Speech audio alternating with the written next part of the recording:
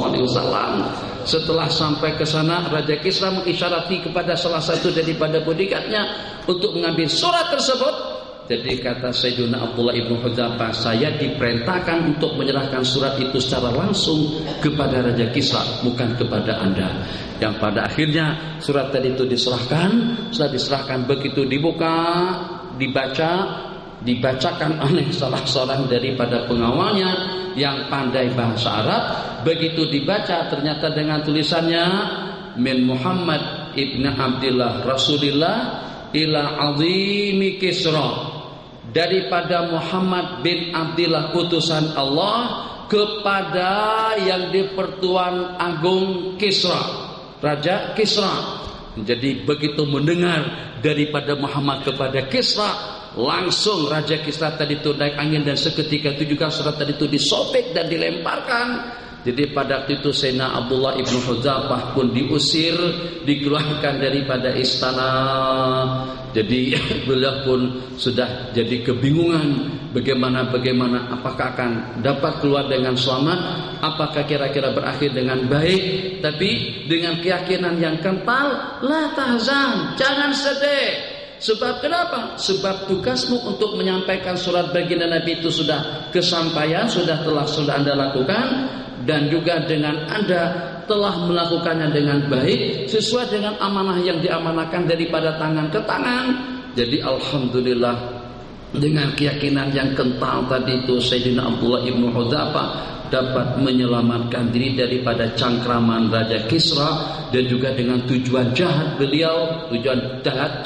daripada Raja Kisra. Jadi dikatakan setelah beberapa waktu kemudian Kisra memerintahkan kepada pasukannya untuk mengejar kembali di mana Abdullah bin Hudzafah yang membawa surat tersebut. Ternyata dengan Sayyidina Abdullah sudah sampai ke Madinah, dan diberitahukan kepada baginda Nabi, surat setelah saya serahkan langsung disobek-sobek. Nabi kita bersabda, mazzakallahu mulkahu, Allah akan sobek, Allah akan hancurkan kerajaannya, hanya sepatah kata itu saja daripada baginda. Beberapa waktu kemudian ternyata dengan Bazan ini adalah gubernur Yaman yang pernah memerintah di Yaman, tapi daripada kerajaan Parsi. Jadi Bazan disurati oleh Kisra. Isi surat Bazan, coba pilih 2 orang laki-laki yang gagah perkasa, yang kuat.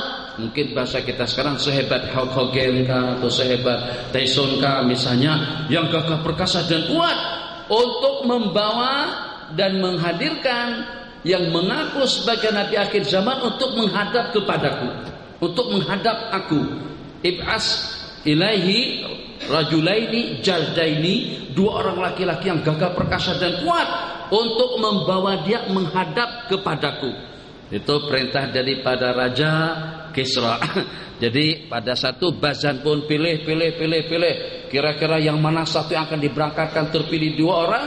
Kedua-duanya berangkat jalan sampai ke Taif, berjumpa dengan beberapa orang warga Quraisy. Pada saat ditanyakan, kemana kalian berdua?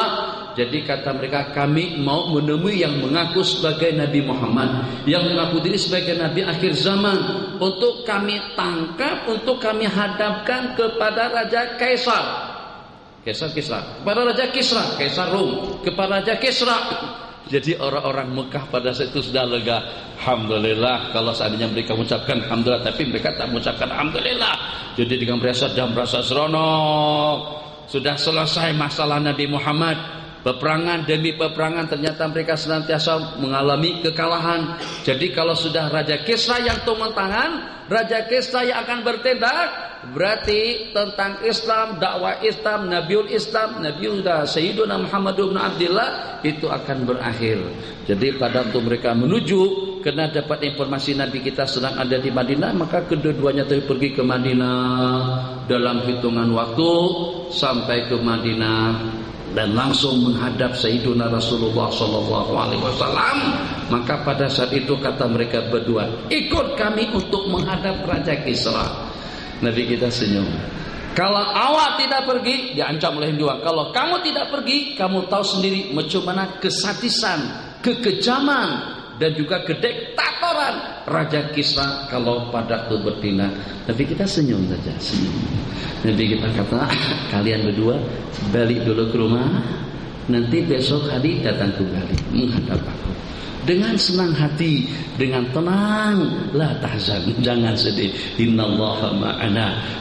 Begitu yang Nabi kita ajarkan. Yang walaupun dengan ancaman, kalau awak tidak pergi, kalau kamu tidak ikut kami, kamu tahu bagaimana kesatisan dan kediktatoran Raja Kisra kalau pada saat bertindak. Pada hari berikutnya, keesokan harinya, setelah mereka berehat dilayan dengan baik oleh para sahabat, maka dengan dua orang yang gagah perkasa hebat tadi itu datang menghadap baginda Nabi dengan memberitahukan tujuan yang sama yang telah diinformasikan sebelumnya pada hari kemarin. Nabi kita bersabda, la Kisra ba'dal yawm, inna rabbi ahlaka rabbak. Sesungguhnya Tuhan aku telah membinasakan Tuhan kalian berdua, dan sudah tidak ada Kisra lagi setelah sekarang. Sesungguhnya ketahuilah, sesungguhnya dengan kerajaanku akan sampai kepada tempat berpijaknya Raja Kisra. Kedua orang tadi itu saling tengok menengok, kaget dan juga terasa heran, terasa pelik, terasa aneh. Ini Nabi kita ini cakap apa sebenarnya? Dapat Facebook dari mana? Dapat email daripada siapa? Siapa yang hantar SMS? Ini Nabi kita tetapkan waktunya. Pada jam berapa? Hari apa? Dengan siapa? Macam mana? Raja kalian telah dibunuh oleh Tuhanku. Nabi kita bersabda seperti itu. Mereka pun sudah mulai ketakutan. Lebih menakutkan lagi, sesungguhnya pemerintah itu akan berleluasa sampai ke tempat kedua belah kaki dia berpijak. Begitu Nabi kita bercakap. Jadi pada saat itu kedua-duanya Nabi kita suruh balik ke Yaman. Setelah balik ke Yaman dilaporkan kepada Raja Bazan. Ini yang diucapkan oleh Nabi atau yang disampaikan oleh Muhammad ibnu Abdullah, yang katanya pada hari apa? Tidak lama kemudian datang surat daripada Kisra, yang pada saat itu tidak lagi dengan Kisra yang tadi, sudah diambil alih pemerintahan oleh Shirawai. Shirawai itulah putra kepada Raja Kisra. Shirawai memerintahkan kepada Bazan, aku meminta dan memohon, aku memberikan arahan dan perintah kepada kamu, ambil pembaikatan setia daripada rakyatmu untuk menyokong dan juga untuk melantik aku sebagai raja, sebab orang tuaku Raja Kisra sudah aku bunuh. Jadi kata Bazan tadi itu tepat pada hari dan tepat pada waktu, tepat dengan informasi yang Nabi kita informasikan kepada mereka berdua. Berlakunya kejadian yang berlaku. Bazan telah mengatakan kepada dua orang prajurit yang diutusnya, kalau memang benaran beliau Nabi dan Rasul, maka akan terbukti apa yang beliau katakan, dan kalau tidak, maka dengan kita akan melakukan langkah dan tindakan yang lebih bijak. Saat ketika sampai berita kematian daripada Raja Kisra, Shirawai meminta agar rakyatmu memberikan sokongan dan membaiat aku, memberikan sokongan sepenuhnya. Maka seketika itu juga dengan Bazan mengucapkan dua kalimat syahadat, dan juga dengan semua warga-warga Parsi yang ada di Yaman beriman dan percaya kepada Allah Jalla wa'ala. Sepatah kata saja daripada baginda Nabi kita katakan, mazzakallahu mulkahu, Allah hancur baurkan kerajaannya. Beda dengan Herakl atau juga dengan Kaisar. Kaisar pada saat menerima surat baginda Nabi, surat itu diambil, dicium, dimasukkan ke dalam peti dan diamankan. Nabi kita doakan agar kerajaan Kaisar akan kekal selama-lamanya. Hanya Raja Kaisar pun pada akhirnya tidak masuk Islam disebabkan karena takut dengan rakyat. Padahal dalam surat yang Nabi kita kirim kepada Raja Kaisar, aslim taslam, Islam kamu akan selamat. Kalau seandainya dia meyakini dengan keyakinan yang kental, Islam akan membawa pada keselamatan. Itu dengan revolusi atau juga dengan pemberontakan daripada rakyat tidak akan mengganggunya pada saat itu. Ceritanya panjang, itu ingin saya kongsikan tentang la tahzan daripada Sayyiduna Abdullah ibnu Hudzafah, yang kali kedua beliau bernasib pada saat di zaman Khalifah Umar, tepatnya pada tahun ke-19, untuk menghadapi beberapa tawaran daripada Raja Kaisar. Jadi itu ceritanya agak panjang sedikit. Yang penghujungnya Sayyidina Umar memerintahkan para sahabat untuk mencium dahi Sayyidina Abdullah bin Hudzafah, dan dulu sudah pernah saya ceritakan. Ahbabana fillah, dengan ucapan la tahzan innallaha ma'ana, maka dengan perjalanan dua orang insan baginda Nabi dengan Sayyidina Abu Bakar Siddiq yang ketakutan pada malam hari itu, dan sepanjang perjalanan mendapatkan perlindungan dan pemeliharaan daripada Allah Subhanahu wa taala. Jadi tadi saya sebutkan hadis yang saya sampaikan pada dua imam, kalau selepas salat maghrib dan selepas sembahyang subuh, jangan lupa untuk membaca la ilaha illallah sebanyak 10 kali, sebab itu akan menjadi pengaman dan perisai kita daripada syaitan. Hadza wabillahi taufik. Saya bagikan waktu dalam 15 sampai kepada 25 menit kalau ada sembarang soalan. Silakan. Allah, silakan. Hafiz ini jauh nih dari Melaka, dari Seremban. Bismillahirrahmanirrahim. Salam. Dalam riwayat ada menyebutkan Sayyidina Umar pernah bertawassul kepada Sayyidina Abbas untuk dan turunkan hujan. Di sini bolehkah bertawassul dengan kesusahan tawassul? Jadi ada dalam riwayat bahwasanya Sayyidina Umar pernah bertawassul dengan Sayyidina Al-Abbas, inna kunna natawassalu bi Rasulillah sallallahu alaihi wasallam, Nabi kita atau Sayyidina Umar pernah berkata seperti itu, dulu dengan kami bertawassul dengan baginda Nabi pada Nabi kita hidup, sementara sekarang ini kami bertawassul natawassalu bi ammi nabika Muhammadin sallallahu alaihi wasallam, dengan pak saudara baginda Nabi. Setelah lantunan doa tawassul tadi itu dilantunkan oleh Sayyidina Umar, tak lama kemudian hujan turun. Pertanyaan yang ditanyakan, bolehkah dengan kita bertawassul dengan Sayyidina Umar, dengan para ulama? Jadi sebagian daripada saudara-saudara kita di kalangan Salafiyin dan Wahabiyin mengatakan itu yang membuktikan bahwa dengan kita tidak boleh bertawassul dengan orang yang sudah meninggal. Duduk yang elok bang. Sila yang bagus.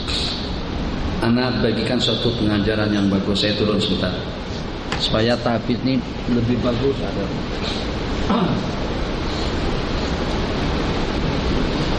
ya.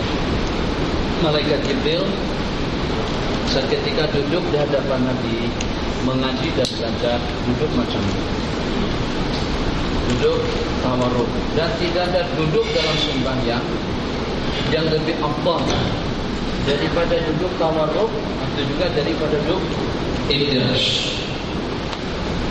Karena keutamaan duduk tawarruk dengan iftirash itulah artinya terpilih dalam cara duduk waktu sembahyang. Boleh bersila, duduk, boleh iktiba, duduk, boleh iqam, duduk. Itu semuanya jenis-jenis duduk.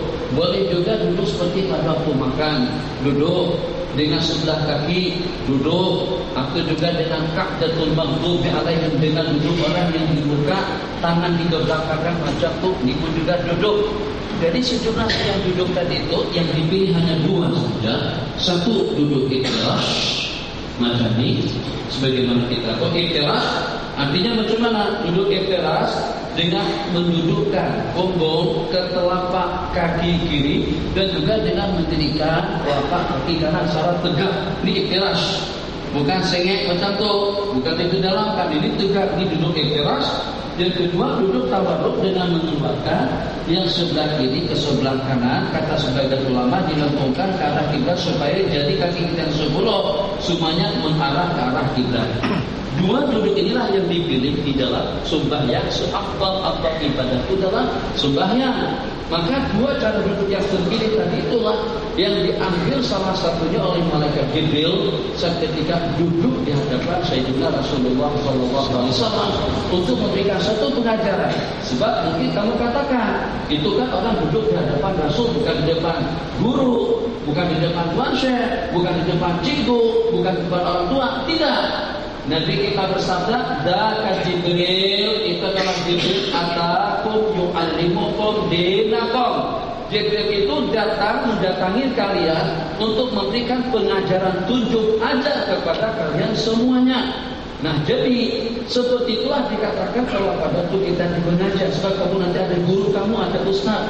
Jangan sekali-kali duduk yang membuat hati orang jadi tergores. Cuma duduk membuat hati jadi tergores. Kita duduk macam ini. Ini abang saya nih, saya tak tahu. Jangan-jangan beliau ini salah satu daripada wali Allah. Jangan-jangan dengan beliau ini sudah ada surga di sisi Allah. Jangan-jangan dengan beliau ini sudah mendapatkan ampunan dosa yang abadi di sisi Allah. Jangan-jangan sudah ada kepastiannya beliau mati dengan husnul khatimah. Tak sepatutnya telapak kaki saya ini kemukakan. Baginda Nabi sangat etis sekali kalau pada duduknya hadapan para sahabat Nabi kita layu kadimurikan abidin, tak akan Nabi kita berikan semacam itu. Ya di rumah santai tidak ada masalah, tapi di hadapan orang ramai. Jadi untuk tampil. Jadi dengan antum duduk masukkan juga telapak kaki dalam baju atau juga dalam kain sehingga telapak kaki kita tidak kelihatan. Kita boleh relax mungkin santai sedikit tapi tetap tertutup sehingga telapak kaki kita tidak jadi cermin, tidak menjadi cermin kepada muka orang yang di samping. Di samping kalau pada saat kita duduk di depan orang yang kita segani, katakan saja ada berhadapan dengan Tuan Sultan atau yang diperkuat Agung sekarang ini Sultan Abdul Alim, Sultan Kedah, mesti kita akan duduk sopan, hormat dan santun. Siapapun makhluk tetap makhluk itu tidak semulia para malaikat. Kita sekarang bersama para malaikat dan juga di rumah Allah, dan kita sedang berada di bawah kegerak digitalnya Allah Jalla wa'ala. Maka pada waktu kita di masjid, kita duduk sopan, kita duduk hormat, kita duduk seperti pada saat kita sedang berhadapan dengan para malaikat. Dan memang pasti malaikat sedang duduk bersama kita sekarang ini. Itu dijaga. Sebab kenapa? Sebab antum Allah dah bagikan satu karunia yang Allah tak bagikan kepada kami. Allah bukakan dada antum untuk menghafal Al-Quran. Allah bagikan kekayaan, Mercedes S-Class, BMW, Lexus, Harrier, Hamar. Allah bagikan kepada sesiapa saja. Orang kafir pun juga guna kereta Hamar, orang Hindu pun juga Hamar. Mungkin fasik, orang yang paling dimurka dan dibenci oleh Allah. Allah bagikan yang kekayaan, jabatan dan kedudukan. Tapi ilmu agama ataupun juga dengan iman dan takwa, Allah hanya berikan kepada orang-orang yang dicintai oleh Allah sahaja. Allah tak bagikan ibadah kepada orang yang tidak seru-seruan. Maka pada saat antum dipilih oleh Allah Jalla wa'ala untuk menyimpan, ini ada digital Al-Quran di sini nih. Digital itu amat, dia baca tak dapat pahala. Tapi kalau kita baca kan, Bismillahirrahmanirrahim, Alif Lam Mim, itu sudah 30 kebaikan yang kita dapatkan. Bacaan digital kalau sampai habis tak dapat apa-apa, sebab kena setakat alat saja. Jadi kita yang dimuliakan oleh Allah, Allah mudahkan kita hafal, Allah mudahkan kita membaca, Allah mudahkan kita mengingat. Allah berfirman nanti kepada antum pada kiamat insyaallah, Iqra wa rattil kama kunta turattil fa idza manzilataka inda akhir ayatin turattiluha. Baca dan lantunkan dan naik, baca dan naik. Sesungguhnya tempat kesudahanmu, tempat kediamanmu pada lantunan ayat yang terakhir yang Anda baca. Allah tak berikan kemudian yang semacam itu, melainkan karena Allah cinta kepada kita, cinta kepada antum semuanya. Maka kita buktikan kecintaan Allah kepadaku, buktikan memang layak untuk kita menjadi orang yang dicinta dan yang disayangi oleh Allah Jalla wa'ala. Kita jaga sopan santun kita jaga peradaban kita. Lebih-lebih lagi kalau pada kita sedang berada di rumah Allah, di masjid. Kalau tak boleh duduk semacam mana saya sebutkan tadi, duduk bersilang silakan saja. Tapi jangan sampai kaki kita unturkan, jangan sampai kita keluarkan, sehingga mungkin ada orang yang berasa hati. Syukur-syukur kalau telapak kaki kita ini mulus bersih. Kalau di sini ada kodis, di sini ada sofa, di sini ada karung, di sini ada apa? Ya, orang. Nah, selalu kita udah muka abang ini Singgung bang, terus hati kita kalau tengok orang duduk semacam itu. Ini diantara daripada maqam ihsan yang nanti kita ajarkan kepada para sahabat. Tamadi, Bismillahirrahmanirrahim. Silakan soalan yang lain. Jadi kembali kepada tawasul tadi itu, tawasul mereka mengatakan tidak boleh. Karena dengan baginda atau dengan para nabi-nabi sudah tidak ada. Tawasul hanya dibolehkan dengan amalan atau juga tawasul kepada yang masih hidup. Makanya itu Sayyidina Umar bertawasul kepada Sayyidina Al-Abbas bin Abdul Muttalib. Kata ulama tidak. Tawasul Sayyidina Umar kepada Sayyidina Al-Abbas tadi itu hanya setakat untuk memberitahukan kepada mereka sebagaimana kita boleh bertawasul dengan baginda Nabi, juga kita boleh bertawasul dengan selain daripada Nabi. Satu. Kemudian yang kedua, kalau kalian katakan tawasul itu hanya setakat boleh kalau dengan amal. Ya Allah, dengan sedekahku, dengan tasbih dan zikirku, dengan tahajudku, ya Allah ya Arhamar Rahimin, dengan kesabaranku, dengan ketabahanku, dan juga dengan segala derita yang pernah menimpaku, ya Allah, dengan salawat dan salamku, dan juga dengan bacaan Yasin sebanyak 41 kali. Mudahkanlah kepadaku untuk aku mendapatkan pasangan hidup yang ideal, pasangan hidup yang cantik, yang jelita. Ya Allah ya Arhamar Rahimin, mudahkanlah kepadaku untuk aku mendapatkan suami yang baik, yang bening dan yang adil dan yang bijaksana. Kata yang satu, ya Allah aku bertawasul dengan 41 kali baca Yasin, dengan 40 kali Yasin, dan juga dengan membaca hizib Imam Nawawi, dan juga dengan khatam Al-Quran 3 kali, agar mudah aku mendapatkan pasangan hidup 4 orang, ya Allah ya Arhamar Rahimin. Misalnya nak kawin, sebab tadi ada bahasa baru, jadi katanya kena kawin juga. Kalau tak satu pun 4. Begitu bahasanya, Masya Allah tabarakallah. Itu bahasa yang betul. Bahasa yang salah kena kawin juga. Paling tidak pun 1 itu salah. Yang betul macam mana? Kena kawin juga. Kena kawin juga sebab itu adalah sunnah Rasul Sallallahu Alaihi Wasallam. Kalau tidak 1 pun 4. Itu baru iya, Masya Allah tabarakallah. Diralat. Itu sekedar misal saja. Ya Allah ya Arhamar Rahimin, tawasul. Jadi kalau kita boleh bertawasul dengan amalannya, dengan amalan kita, takkan kita tidak boleh bertawasul dengan manusianya. Ini bahasa rasional, bahasa logik. Dari mana amalan?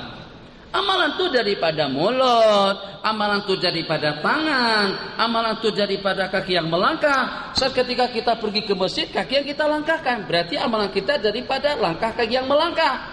Pada saat kita membaca, amalan kita daripada mulut. Saat ketika kita berderma, amalan kita daripada duit dan tangan. Semuanya bagian daripada anggota.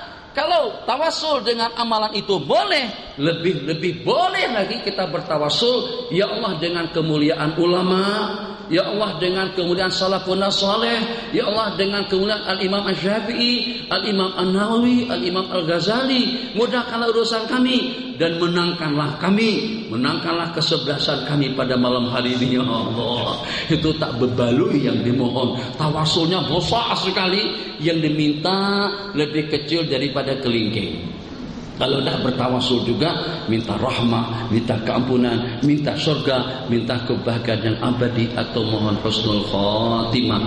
Secara kesimpulannya, bertawasul baik dengan amalan ataupun juga dengan zat, dengan orangnya tidak ada perbedaannya dan juga tidak ada larangan. Yang lain, silakan. Allah muslimat, Anda sembarang soalan silakan. Allah. Ya. Salam wabarakatuh. Puasa akhir tahun. Besok akhir tahun. Dan malam harinya adalah merupakan malam tahun baru Hijrah 1435. Apakah ada dalil? Dia sebenarnya secara am, ya. Secara am, Nabi kita bersabda tidak ada puasa sunat atau tidak ada puasa yang lebih afdal kita laksanakan daripada puasa di bulan Asyuril Haram. Afdalus siyam ba'da Ramadan siyamu syahrillahil muharram. Berpuasa pada bulan Asyuril Haram, bulan Muharram, bulan Rajab, Dzulqa'dah dengan Dzulhijjah. Jadi besok adalah merupakan hari yang terakhir daripada bulan Dzulhijjah, yang dia adalah salah satu daripada Asyuril Hurum, bulan hurum yang 4. disambut dengan bulan Muharram pun juga daripada bulan Ashurul Hurum yang 4. Jadi secara memang dianjurkan. Di samping besok kita dapat 2 dalam 1. Sebab besok adalah hari Senin. Memang digalakkan kita puasa pada hari Senin dan Kamis. Di saat Nabi kita ditanya kenapa puasa pada tiap hari Senin, Nabi kita bersabda, "Dzalika yaumul wulidtu fihi." Sebab itu adalah hari kelahiranku. Kenapa juga puasa pada hari Kamis? Nabi kita bersabda, "Dzalika," karena pada hari itu tu'radu 'alallahi a'malu ummati atau tu'radu 'alayya a'malu ummati. Sebab pada hari itu Allah memperlihatkan amalan daripada umatku. Jadi Nabi kita berpuasa pada hari Senin sebab itu adalah hari jadi beliau, hari kelahiran baginda. Sementara dengan hari Kamis riwayat, karena aku ingin pada saat amalanku diperlihatkan, dipersembahkan kepada Allah pada saat aku berpuasa. Jadi besok kalau kita niat puasa, 1 boleh puasa niat dengan niat puasa bulan Ashurul Hurum, dan juga dengan puasa pada tiap hari Senin untuk hari besok. Sementara secara khususnya puasa pada akhir tahun dan puasa pada awal tahun itu tidak ada nas atau juga tidak ada dalil yang dapat dipertanggungjawabkan. Kalau nak puasa silakan saja, tidak ada larangan. Memang kita digalakkan untuk kita puasa sebanyak-banyaknya. Ada anjuran puasa kita berpuasa pada ayam Masud. Jadi besok juga termasuk daripada ayam Masud 27, 28, 29 atau 28, 29, 30. Jadi kata Sayyidina Abu Hurairah radhiyallahu ta'ala anhu, "Awsani khalili bi thalasin." Kekasihku telah memesankan 3 benda kepada saya, di antaranya wa an asuma salasata ayamin min kulli dahr.